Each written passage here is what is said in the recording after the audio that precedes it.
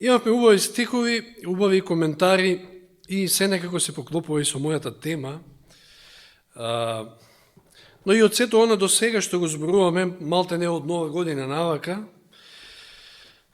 видовме и заклучивме дека праведноста е по вера. И тоа треба да ни биде повеќе од јасно. Победата која што се остварува е само преку вера и Бог е оној кој што не спасува. Не можеме ние многу нешто тука, односно ништо не можеме да направиме во поглед на нашето спасение. И како што и читавме во еден од коментарите, ако се сеќавам, значи Исуса Христа треба да го прифатиме како личен откупител, како оној кој што лично нас може да не спаси. Значи победата доаѓа не само со тоа што ќе му дозволиме на Господ да го направи сето она што ние не можеме самите за себе, затоа што тоа е оправдување со вера, како што вели Елен Вајд, фрлање на човечката гордост во земскиот прав, и Господ потоа го прави она што ние не можеме самите за себе да го направиме, туку и да веруваме дека тој тоа апсолутно може да го направи за секој од нас лично. Тоа е многу битно. И од сето она што го видовме до сега, може би некој ќе рече, па ако е така, тогаш, ако Господ се прави, па спасението е премногу лесно. Ако ние немаме никаков дел во тоа. И затоа има една група кои што сметаат дека спасението е премногу лесно, премногу едноставно. А други пак ја отфрлаат таквата порака, можам да кажам пораката за оправдување со вера, бидејќи сметаат дека и тие мораат да имаат некој удел, да бидат вклучени во своето спасение со свој труд, со своји лични напори. Но и ваквите и таквите размислувања произлегуваат всушност од погрешно разбраната порака. Секако дека имаме и ние дел. Господ има свој дел и ние имаме свој дел. Меѓутоа мора да разбереме каде влегува нашиот дел во целата борба. Ние читавме некои од цитатите за посветувањето конкретно, кое што е нели дело на цел живот. Но полека да навлеземе во темата. Сигурно сте слушнале, сте ги прочитале дел од овие стихот во 1 Тимотејево 6:12. Потоа ќе прочитаме неколку цитати. 1 Тимотејево 6:12, стих кој што гласи: бори се со добра борба на верата. Зграби го вечниот живот за кој си повикан и за кого си дал добра исповед пред многу сведоци. Значи, бори се со добра борба на верата. Стихот ни кажува дека мора да постои борба. Потоа во порака до младите, 152 страна, Елен Вајд вели: ако се борите во добрата борба на верата со сета ваша сила на волјата, ќе победите. Цитат од Здравје и среќа, 176 страна. Се зависи од правилната употреба на волјата, кој знае колку пати јас сум го цитирал ова до ова место. Се зависи од правилната употреба на волјата. Или цитат од Големата борба, 425 страна. Со Божја милост и со трудолюбиво настојување мора да бидат победници во борбата со злото. И сега цитатите што ги цитираме го мислат токму она што го кажуваат.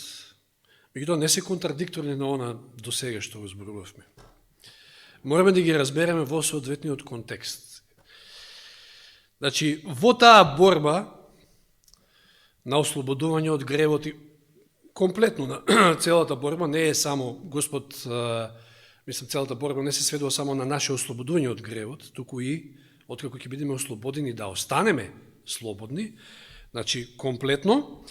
Бог има свој дел, но и човекот има свој дел. Можеби човечкиот дел е незначително помал од Божиот, меѓутоа е битен. И битно е ова да се свати дека човекот не смее ни во најмал степен да се обидува да ја работи работата на Господа. Зашто како прво е глупаво да ние се обидуваме да правиме нешто што само Господ може да го направи. Како второ, ако ние се обидуваме да правиме нешто што е Божја работа, тогаш зарем него земаме неговото место. Не се ставаме на место на Бога, а тоа знаете што значи, нели, да не кажем од овде. Значи, треба да му дозволиме нему, тој да си ја заврши својата работа, онака како што само тој може, и потоа со негова помош да го изработиме и нашиот дел. Значи, тој е тука да помогне, секако. Во суштина, повторно ќе се обидеме на еден практичен начин да зборуваме за лажното и за вистинското евангелие, кои што се неверојатно слични. Значи, се користат буквално исти стихови, па и цитати, но мора да направиме разлика.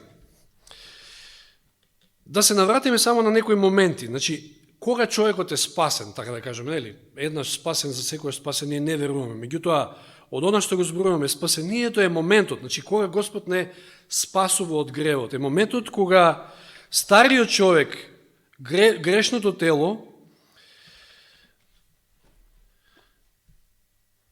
треба да умре и кога Господ дава комплетно нов живот. Тогаш сте во спасоност на заедница со Господа. Меѓутоа, до овој момент, можеме да кажеме дека Господ баги се труди да не доведе до тој момент. Се сеќавате што проучувавме, како да ја научиме таа вера вистинска. Преку примерот на Аврам, еве денес беше спомнат, мислам дека и следната сабота ќе биде предмет на проучување. Значи, Господ баги се труди до оваа точка да не доведе, да не запознае со законот, преку тоа да не осведочи за нашата вина, па потоа да ни даде покаяние, да не доведе до покаяние, признание и се до онаа целосна регенерација, односно до раѓање на нов човек, на ново битие. Сега само накратко да поминеме малку низ тие чекори, за да поврземе. Видовме во Римјаните 7 глава, на која што доста се задржавме, дека човекот го сочинуваат всушност 3 дела. Телото, телесата наша, кое всушност самото по себе не може ништо. Освен да се стави под контрола или на едната, или на другата сила. Тоа е со телото, затоа Римјаните 6.13 Павле ни вели, значи Римјаните 6.13 Павле ни вели, и не давајте му ги вашите членови на гревот за оружје, значи членовите од телото, на гревот за оружје на неправдата, туку предавајте му се сами себе си на Бога, како оживеани од мртвите, а вашите членови на Бога за оружје на правдата. Значи, тоа наше тело или ќе биде оружје на неправда, или оружје на правда. Потоа, како втори дел, во Римјаните 7 глава јасно се истакнува интелектот, нашиот ум. Значи, каде што е местото каде што можеме да акумулираме знаење, каде што размислуваме, резонираме, носиме одлуки, тука се наоѓа волјата. Но факт е, видовме токму од Римјаните 7 глава, дека не е доволно да знаеме што е добро, што е зло, па дури и со сета сила да сме одлучни да се оттргнеме од злото и да правиме добро. Видовме дека човекот во Римјаните 7 глава го има тој проблем. Тој сака, тој го мрази дури гревот, сака да му служи на Бога, ама не може, повторно паѓа. И еве да се подсетиме на тој текст од Римјаните 7 глава, од 18 стих читам, што вели таму Павле, имено јас знам дека никакво добро не живее во мене. Човекот сам по себе не е добар.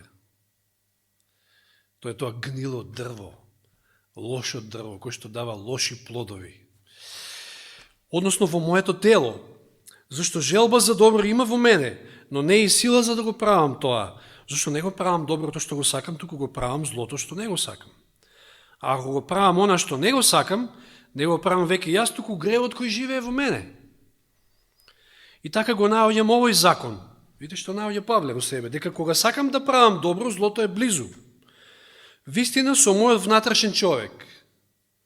Сета волја, со сето моje битие, со умот, наоѓам наслада во Божиот закон, уживам во Божиот закон, сакам да ги држам Божите заповеди, но гледам друг закон во моите членови, кој војува против законот на мојот ум и ме заробува под законот на гревот што е во моите членови. Грешната природа е толку голем противник, вистински проблем, поголем и од силата на нашата волја. Тоа се гледа во овие стикови. И затоа Павле се повикува потоа на Божјата сила. на Исуса Христа. Таму го гледа решението. Меѓутоа да го поедноставиме ова и да се искористиме со еден практичен пример од нашиот живот. Да речеме дека некој ви оди на нерви, толку многу, не го поднесувате едноставно. И полека, од ден низ ден, то преминува во омраза кај вас. И како што поминува времето, таа омраза се повеќе расте. Тој јас меѓу вас. И да речеме, после известно време, вие станувате христијанин, вие се обратувате и читате. Осведочени сте дека Исус вели дека треба да ги сакаме своите непријатели. Замислите си, самиот израз непријател, знаете што подразбира, некој кој што... Значи, едноставно вие непријател, ве мрази и тој, и вие не сакате да него поднесувате едноставно. И значи сега треба да ја сакате таа личност која што ви е непријател. И започнува таа борба, се разгорува. Се обидувате со сите сили. Ама повторно и повторно се јавува тоа во вас. Значи поминале години, таа омраза преминала граници. И гледате дека не можете, се повикувате на Бога, на Божјата сила. Решени сте да успеете, се трудите со сите сили. Исто како човекот во Римјаните 7 глава. И барате Господ да ви помогне, затоа што не успевате сами. И сега Господ ќе ви помогне и ќе се изборите со тоа. Ова е една вообичаена слика. И сега доаѓаме до она најважно прашање, дали ова е вообичаен начин на борба со гревот и начин да се стигне до победата. Или уште поважно прашање има тука. Дали ова е значи оправдување со вера? Дали ова е начинот да се достигне спасението?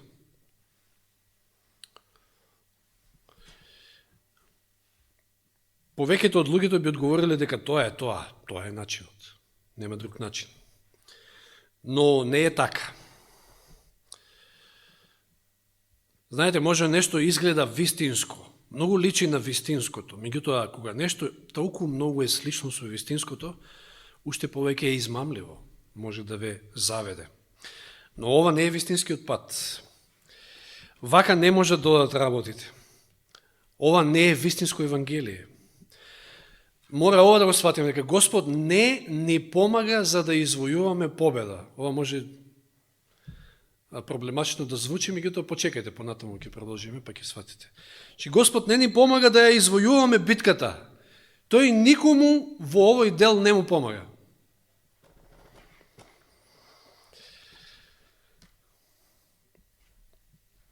Сега да се послушаме пак со природата и со природните закони. Знаете, самиот Исус се користил со тоа. Зошто? Затоа што законите кои што функционираат во природниот свет, истите функционираат и во духовниот свет на исти начин.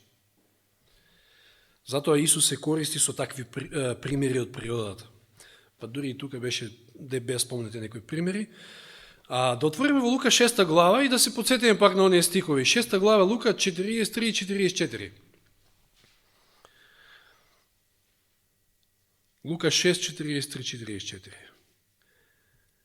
Нема добро дрво, вели стихот, што дава гнил плод.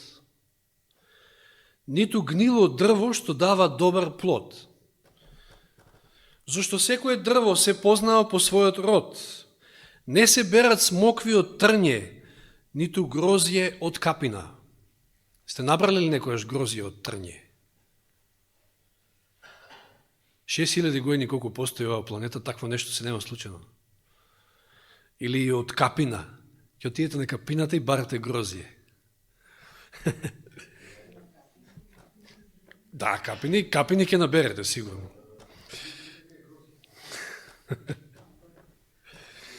Тоа е едноставно закон, природен закон.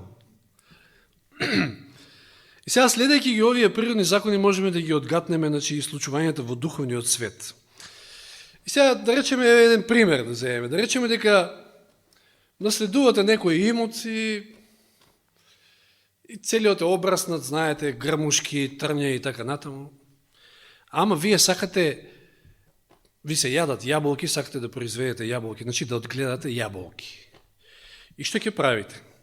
Вие сте цврсто решени, значи да добиете јаболки по секоја цена, знаете, тоа не оди преку ноќ, потребни се неколку години, 2-3 барем, не знам колку од прилика, не сум ни јас стручник во оваа област. И сега со сета сила на волјата, целата волја ви е вклучена во сето ово, за таа цел. И што правите? Грмушка ја имате и сега грмушката сакате да ви роди јаболки.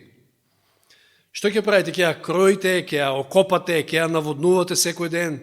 Се што, значи со сета волја, со сета сила, со целиот твој труд, со сето своje знаење. И на крајот, кога сето тоа ќе го направите, ќе клекнете пред грмушката и ќе молите Господа да ви роди грмушката јаболки. Видите колку ова е глупаво. Смешно. Милиони години да се молите, грмушката нема да ви роди јаболки. Тоа едноставно тоа е закон. Значи, сигурно дека нема вака да направите. Тоа е природен, тоа е востановен природен закон.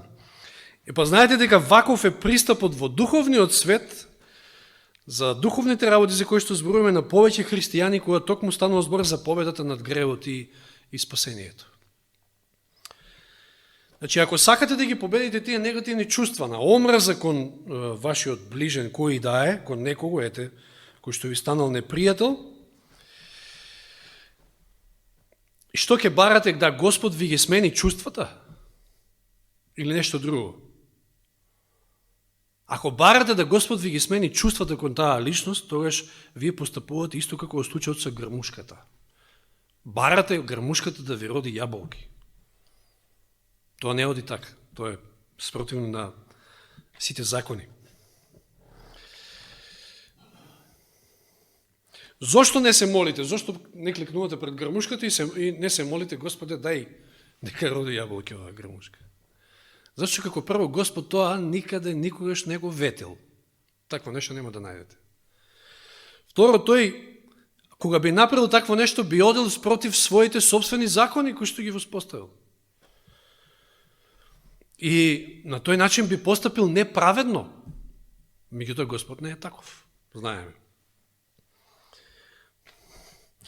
Значи, исто постапуваме кога ние во молитва се молиме и бараме од Него да направи нешто што не е можно да се направи. Како што реков, Господе, смени ми ги чувствата, еве, сега јас, таков како што сум, го мразам, сакам да го сакам. Не е можно такво нешто. Може и најсилна вера да имате, но залудно е, значи, како што реков, сета сила на волјата да го употребите. Стариот човек не може да го стори тоа е поентата. Не можете, значи, во таа стара природа, омразата да ја смените со љубов, во љубов кон некого, кој што, нели, како викаме, органски не го поднесувате воопшто, едноставно не можете да го смислите. Сега да го видиме вистинскиот начин кој е. Единствен, не постојат повеќе. Знаете, луѓето знаат да кажат, па добро, сега, ти си веруваш на свој начин, јас на свој начин. Важно е дека сите веруваме и сите ќе стигнеме на крајот на целта. Еден е начинот за да се победи, нема повеќе. Значи, за да одгледате јаболкници, јаболко дрво, треба прво да научите како се прави тоа. Јас самиот може да кажа дека не знам. Трајче е тука, не знам дали само садиш онака култури или има и некој дрвца кај тебе, претпоставам дека има. Да, меѓутоа тоа е наука, тоа е цела наука, значи треба да научите како. Значи мора да имате претходно знаење.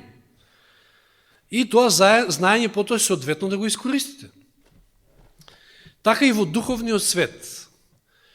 Значи мора да знаете како, а Библијата ги има сите тие информации, сите инструкции како.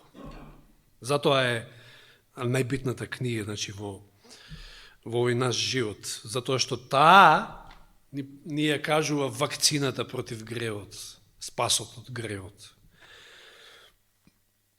И патем го имате најдобриот учител покрај себе, кој што ќе ве научи преку Библијата како да ги искористите тие информации. Тоа е Светиот Дух. Подобар учител, здравје. Што вели Јован 8.32, ќе ја познаете вистината и вистината ќе ве ослободи.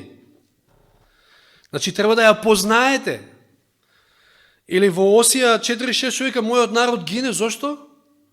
Затоа што нема знаење. Значи, потребно е знаењето на прво место. Некој ќе каже, па ајде, јас сум искрен, меѓутоа искреноста не е доволна. Искреноста не е доволна. Мора да имате знаење, треба да дојдете до информации и правилно да ги употребите. И како што кажав, постои само еден одговор околу тоа како да произведете јаболки од грмушката. Е многу едноставен, нели? Што ќе направите? Ќе треба да ја искорнете од корен. И да засадите јаболки, јаболкница. Како ги да се прави тоа? Дали од семе, дали од дрвце младо? Како и да е, сега овде имаме еден многу битен дел. Значи, да ви е потребно семе. Како тоа е ден-денеска, зарем не ни е чудно? Си викаме, па така си е, така од секоја што е природно. Ке насадите било што од семка и тоа ќе изникне. Кој му дава живот? Од каде живот во таа семка?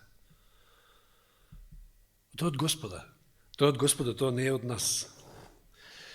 Значи, потребен е нов живот. Видите, го корнете, го тргате стариот живот и сега е потребен нов живот кој што Господ ви го дава како дар. Тоа го може само Бог. Тоа не го можете вие. Значи, како и во духовниот свет, Римјаните 6.6, што вели стихот, Павле? Тоа го знаеме, нашиот стар човек е распнат заедно со него, за да биде уништено телото на гревот. Значи, уништување треба да се случи на греовното тело, па да не му робуваме веќе на гревот.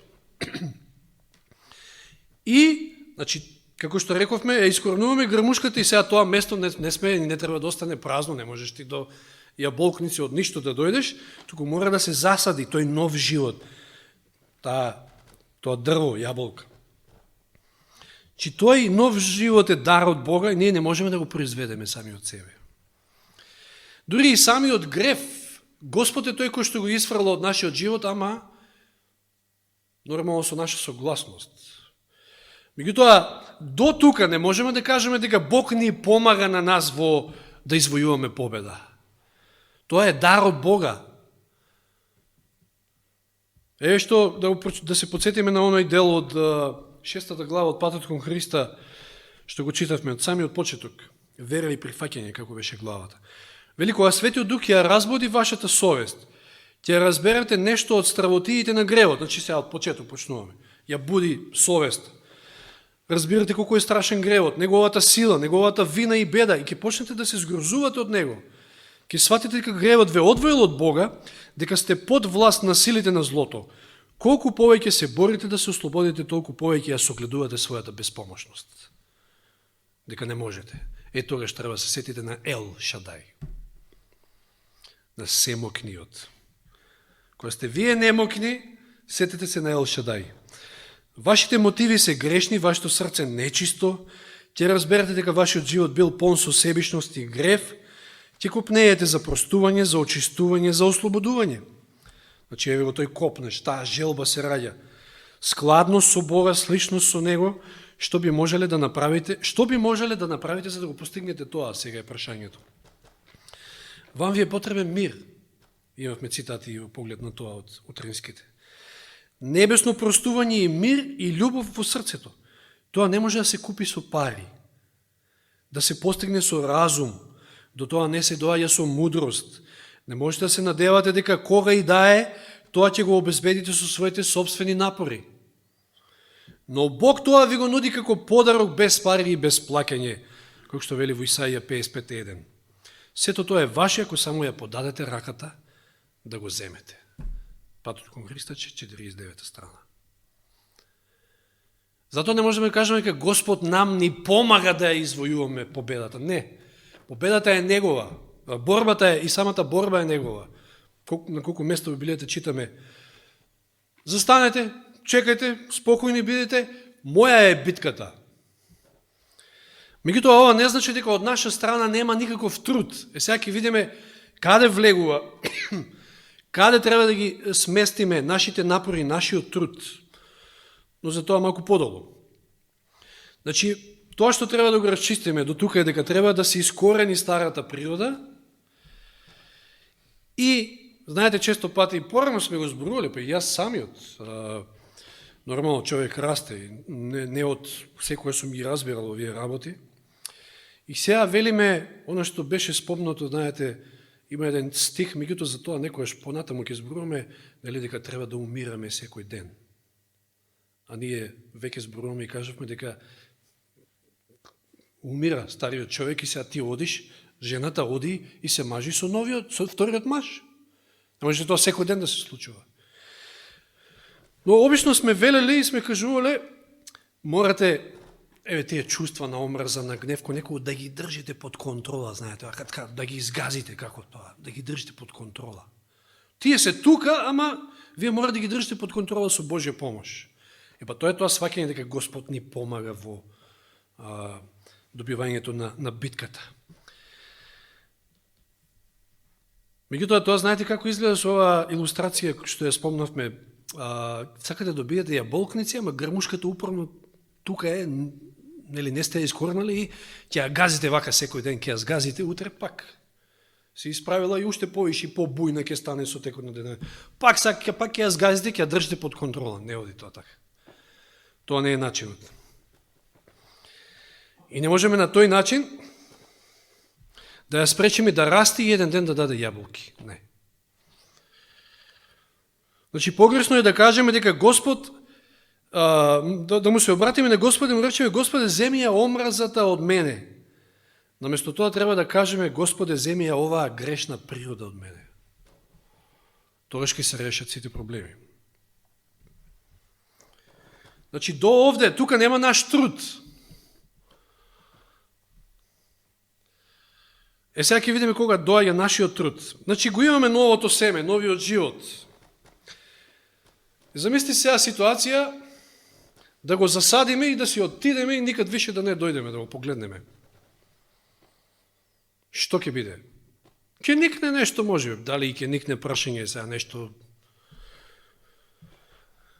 Тоа е доволно, не е доволно. Тука доаѓаат нашите напори сега. Откако го имаме новиот живот. Значи, на дар, на поклон ви го дал Господ.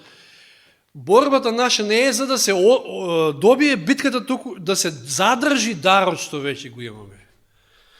Затоа што знаете, тоа дрво, како што кажеме, 2-3 години треба да расте за да даде плод. Значи, треба да се трудите околу него, треба да го заштитите, може би град некогаш ќе удри, па да соодветно да го заштитите од разноразни штеточини, инсекти и така натаму, односно од непријателот, значи во духовна смисла.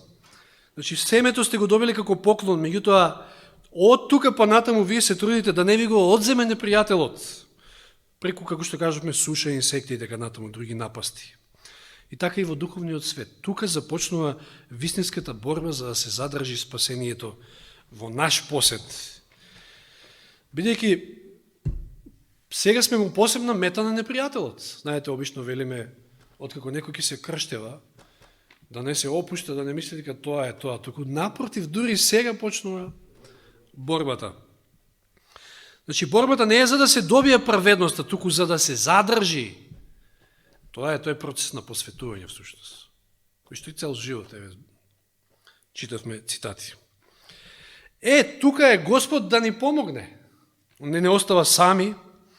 Значи, за да ја одржиме верата и спасението, тој ни го дава Духот Свети и Неговото Слово. Од каде доа, како доаѓа верата? Преку слушање на Божјото Слово. Значи, ќе рече некој, ја не мора да читам Библија, мене Господ така ми се објавува преку соништа, преку визии, ми кажува што како треба. Библија не мора да читам. Може да би сте сретнали некои такви. Треба или не треба? Тоа е текако неопходно за наш духовен раст. Па, видите, во преносна смисла, дури ако го земете светилиштето, првиот дел, крштевањето символизирано преку оној базен со вода, значи, кога вие му се предавате на Господа како жива жртва, тоа е олтарот, тоа е крстот, а потоа влегувате во вториот дел, каде што имате? Масата со лебови, тоа е Божјото Слово, лебот, небесен, ги имате молитвите представени преку кадениот олтар и, вижте што имаше? Светилникот. Треба да светлиме. Треба да сме светлина на овој свет и често пати сте слушале од оваа говорница сигурно. Значи, проучување на Словото, молитва, заедница со Бога и споделување на веста со другите. Она што ние сме го добили како дар, да им го пренесеме на другите. Значи, тука е нашиот напор. Не можеме ние така, значи, едноставно, значи, Господ се прави за мене и јас ќе си уживкам. Не. Чи мора сесрдно да го проучуваме Словото и тоа не е онака површински, со помош на Светиот Дух, кажав, секој ден да живееме како вели тамо од човекот не живее само од леп, туку и од секое слово што доаѓа од Божјата уста. Ете како треба да живееме. И да растеме на тој начин. Потоа Господ не импресионира, не става во ситуации каде што ќе покаже дека не можеме ние без Него и понатаму. И не тера да стражариме, да се молиме, да вапиме кон Него, да бараме да секој ден тој не води. И ние мораме тоа да го правиме. Не може Господ за нас да се моли, ние треба да го правиме тоа. Што вели во Откровение 16:15, многу убав стих. Токму се спомнуваат оние облеки, бели облеки, кои што, нели, како праведност ги добиваме од Христа. Но што вели овде? Блажен е оној кој бдее и ги пази своите облеки, за да не оди гол и да не се гледа неговиот срам. Или како беше еден друг стих, да ја сочуваме круната за да не ни ја одземе непријателот. Нешто така, парафразирам, мислам дека беше од една од вестите до црквите, една од црквите. Значи, ние веќе сме го добиле тоа и сега треба да се трудиме да го задржиме, да бдееме, да пазиме, да внимаваме. Секако, кажав, со Божја помош, сето тоа. Значи, тука треба да ја направиме таа разлика, клучна разлика. Не смееме да се трудиме околу добивањето на подарокот. Многу смешно е, глупаво. Тоа е подарок, дар. Значи, тоа значи всушност мешање во Божјата работа, каде што не смееме да се мешаме.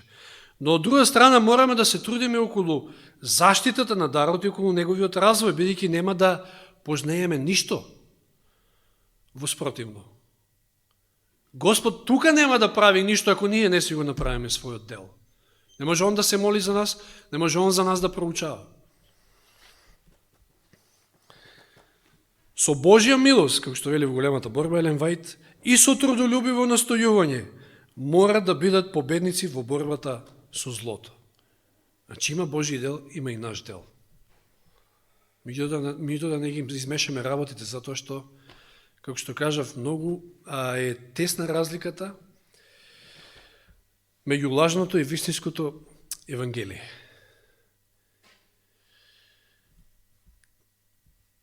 Верувам дека попрактично не може да биде преку овие примери од природата, самите стихови што Исус ги кажал, со капината, со грозието, со грмушката, со трњето.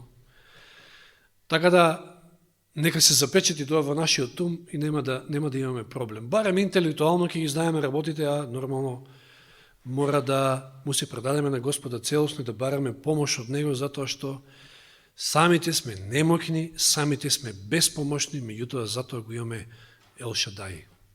Нека му е слава нему за се. Амин.